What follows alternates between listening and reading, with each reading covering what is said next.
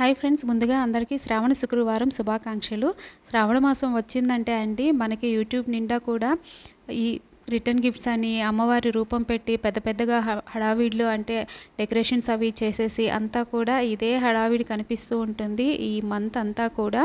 అలాగే చాలామంది అవన్నీ చూసి కూడా మనము ఇలాగే చేసుకోవాలి అని అనిపిస్తూ ఉంటుంది, చేసుకోవాలని కూడా అనుకుంటూ ఉంటాం, కానీ అందరికీ కుదరకపోవచ్చు కదండి. సో అలా చూసి మనం చేసుకోలేకపోతున్నాం అని బాధపడే కంటే, అంటే చిన్నపిల్లలు ఉన్నప్పుడు కుదరదు, పెద్దవాళ్ళు ఉన్నప్పుడు కుదరదు, ఇంట్లో పనులతోనే సరిపోతూ ఉంటుంది. కాబట్టి అవన్నీ చూసినంత వరకు హ్యాపీగా ఫీల్ అయ్యి వీలున్న వాళ్ళు చేసుకుంటారు. వీలు కానప్పుడు ఏంటంటే మనకి ఎంతవరకు వీలవుతుందో అంతవరకు చేసుకొని పూజ చేసుకోవడం అనేది మంచిదన్నమాట. మెయిన్గా మనం ఎంత భక్తితో చేస్తున్నాము అనేది మాత్రమే ముఖ్యము ఇక్కడ.